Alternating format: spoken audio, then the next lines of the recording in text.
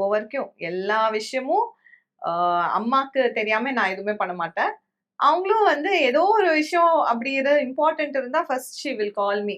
காயு இப்படி இப்படி இப்படின்னு சொல்லி. ஸோ அது நம்ம எப்படி இந்த டிரான்சிஷனுக்கு வந்தோன்னே தெரியல. குடும்பம் பண்ணும்போது எனக்கு தமிழ் தெரியாது. தனியா ஒரு ரூம்ல உட்கார்ந்துட்டு இருப்பேன். என் அம்மா வருவா. சீரியல் ஷூட்டிங்க்கு அந்த ஃபர்ஸ்ட் இது. ஓகே. நானும் அம்மாவும் மேலேருந்து இப்படி பார்த்துட்டே இருப்போம். வடிவம்மா, ஸ்ரீகாந்த் அங்கிள், வசந்த் சார், ஹரிதா, ரியாஸ் இவங்கலாம் நடிச்சுட்டு இருப்பாங்க. அவங்க 2 நாள் பார்த்தாங்க. ஷாட் கூப்பிட்டா தான் நான் கீழ வருவேன்.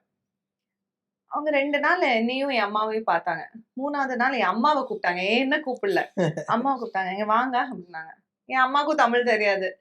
அதான் அவங்களுக்கு தெரிஞ்ச இங்கிலீஷ்ல வடிவம்மாவும், என் அம்மாவும் பேசுறாங்க.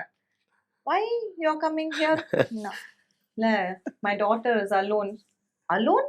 So many people. Why you are coming? How old is your daughter?" "She's 20 years old." "யோ நாளையிலருந்து இங்க வராதீங்க. உங்க பொண்ண நாங்க பார்த்துக்கிறோம். உங்க பொண்ணோட நீங்க அங்கேயே இருந்தீங்கன்னா, அவ எப்போ பேசுவா எங்களோட?" அப்படின்னு சொல்லி அன்னிலருந்து என் அம்மா வரவே இல்ல. அன்னிலருந்து அவங்களோடயே உட்காருவேன். அவங்களோடயே சாப்பிடுவேன். அப்படியே அது வந்து அப்படியே சேஞ்ச் ஆயிடுது.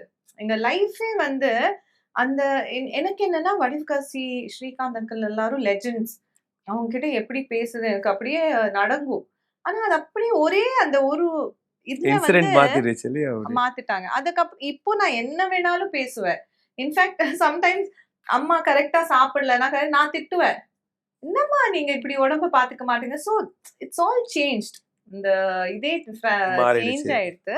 சோ அன்னிலருந்து இது வரைக்கும் we are like that only.